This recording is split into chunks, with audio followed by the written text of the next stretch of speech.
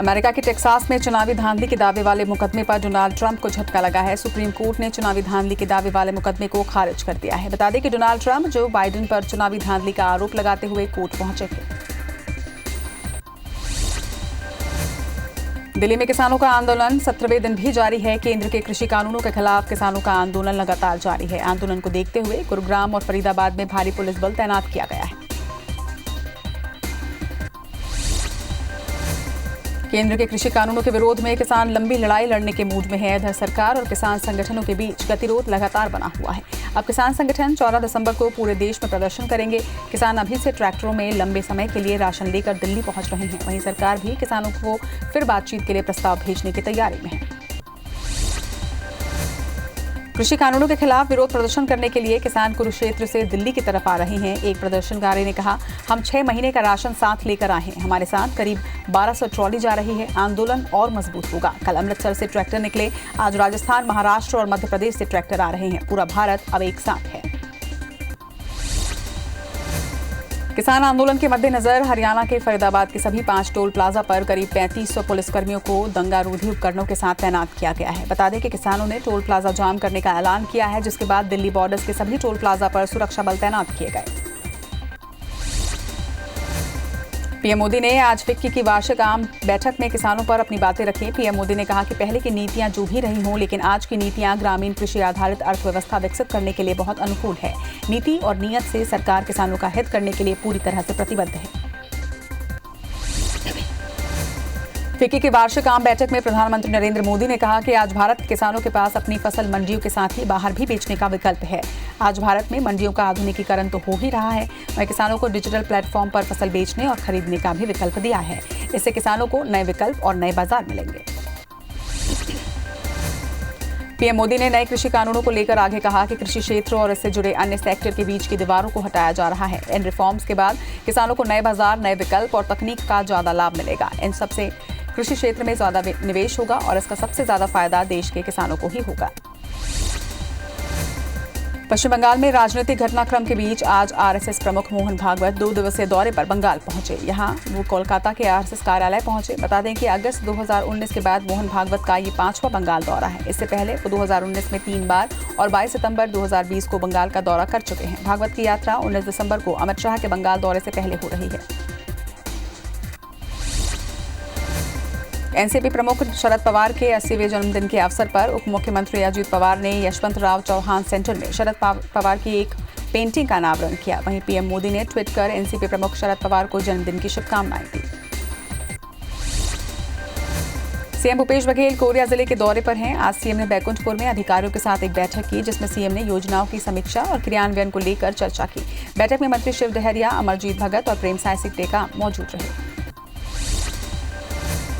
मध्य प्रदेश में धान खरीदी के आदेश पर खाद्य मंत्री बिसाहुलाल सिंह का कहना है कि धान बीज का फैसला बदलेंगे। समर्थन मूल्य पर ही धान की खरीदी होगी। समर्थन मूल्य रोकने वाला आदेश वापस लिया जाएगा।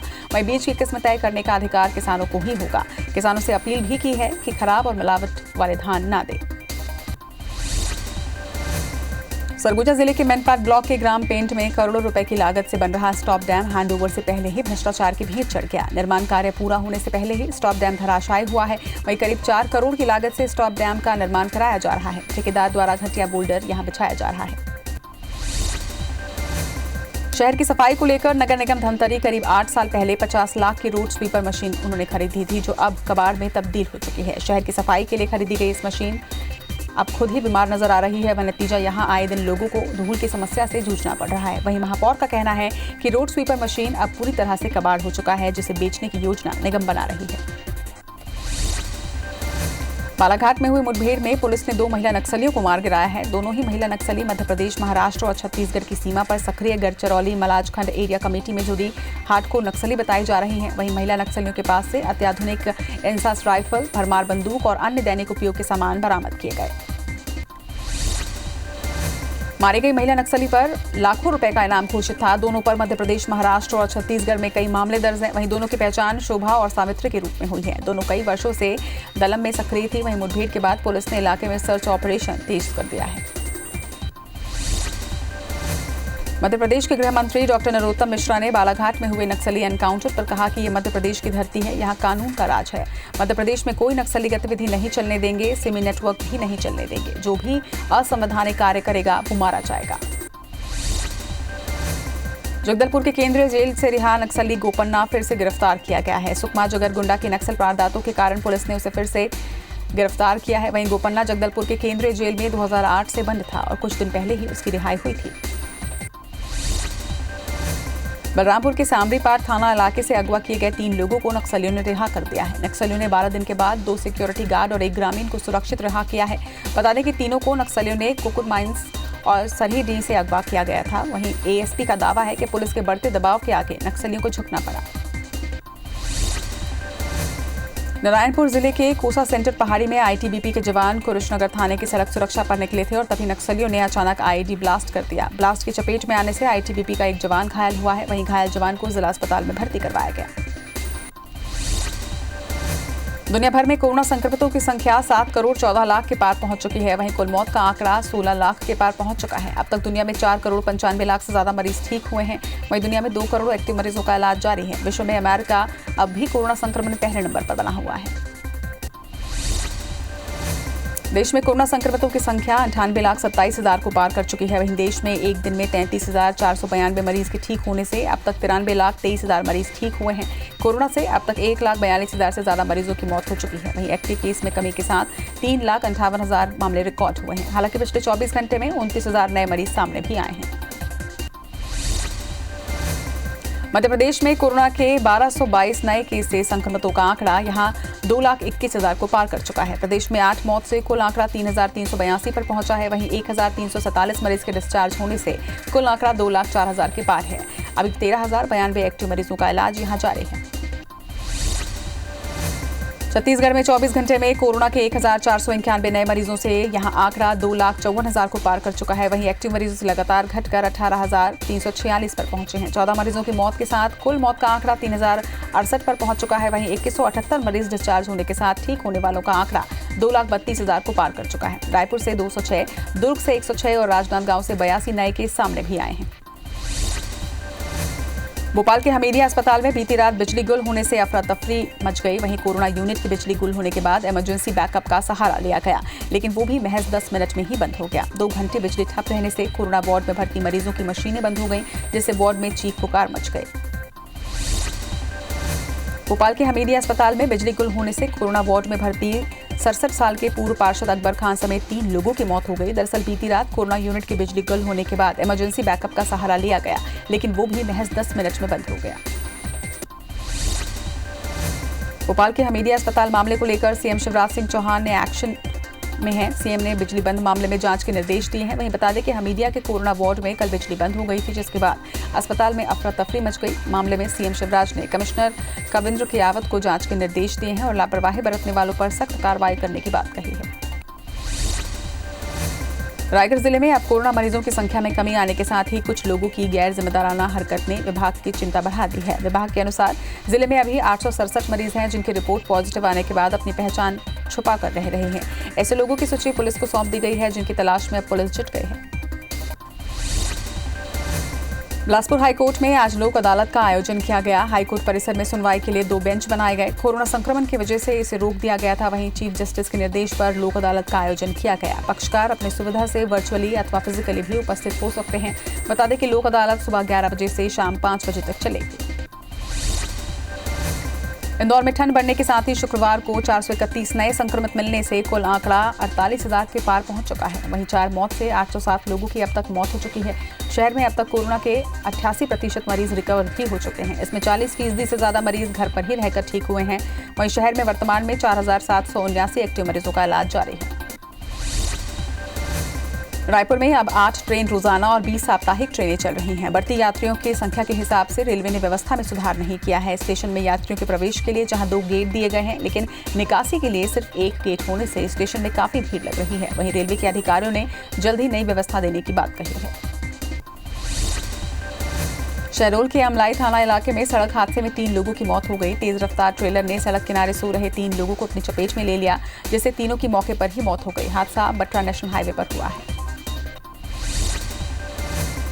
हटा जिले के बटियागढ़ थाना क्षेत्र में बरकुआन पुलिया के पास सफारी कार और बाइक की भिड़ंत हो गई। बाइक सवार 2 युवकों की घटनास्थल पर ही इससे मौत हो गई। वहीं एक घायल को गंभीर हालत में इलाज के लिए जिला अस्पताल रेफर किया गया है। पुलिस मामला दर्ज कर जांच में जुटी हुई है।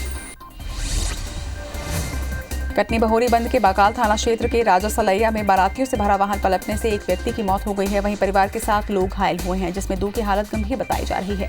हादसा गाड़ी के सामने अचानक जानवर के आ जाने से हुआ। वहीं मौके पर पुलिस पहुंचकर घायलों को स्वास्थ्य केंद्र उन्होंने पहुंचाया।